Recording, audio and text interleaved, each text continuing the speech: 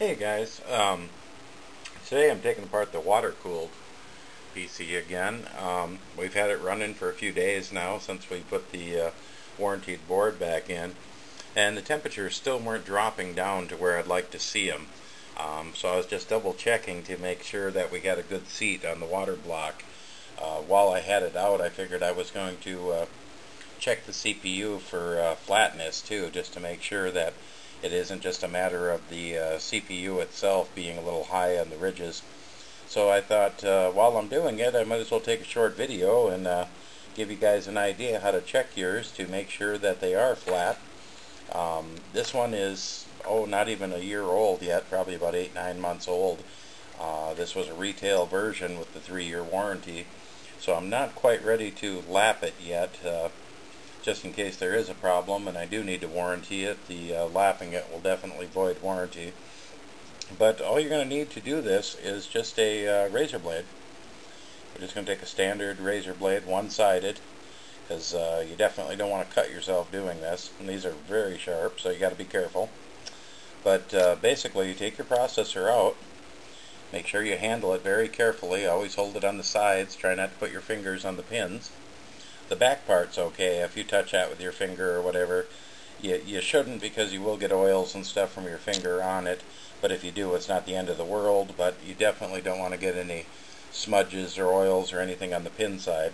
So I use a CPU holder to put the chip in, set it on the table to make sure nothing gets at the pins.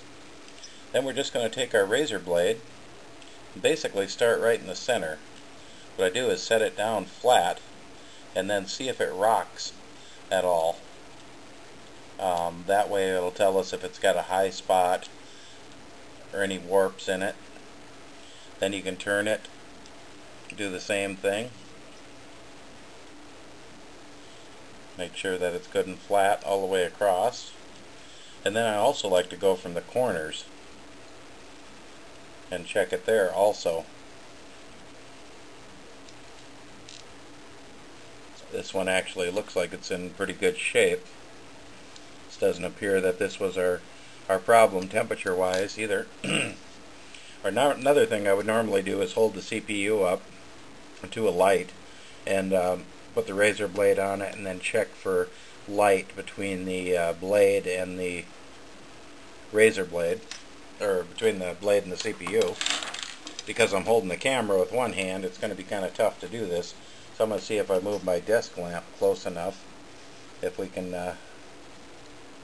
see any light between them.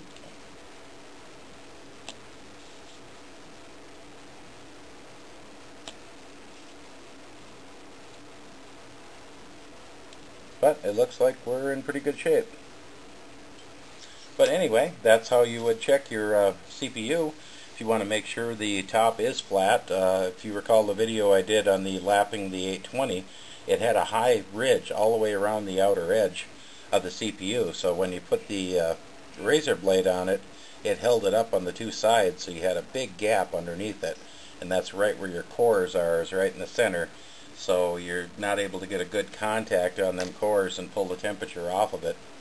But we're going to pop this back in and we'll check the flatness on our water block also, and reapply the paste and see if we can drop these temperatures down some. Well, I'm just about done putting this back together.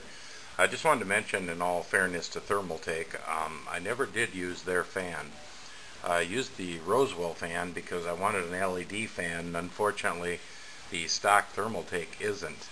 But I did look at specs for them, and the Thermaltake fan is a couple of RPMs higher than the Roswell is, and it does offer a little bit more CFM than the Roswell did. I didn't think it would make much difference, but we thought just for the heck of it we would mount the Thermaltake one back in and give that a good test. Also ran it through their Thermaltake rheostat that they give you with it, so you can adjust the fan speed from high and low. But ready to plug it back in and see what our temperatures are. It's back up and running now. Not sure if it was reseating the heatsink or switching the fan, or exactly what it was that we improved it with, but we ended up dropping the temperature, the core temperature is down by about 5 degrees. They were running into the mid 40s at idle, and now we got 39, 39, 40, and 39 on the cores. Even seeing them drop down to 38. So a nice improvement. That's kind of what we were looking for. But now hopefully we can do a little overclocking with it without it getting too hot.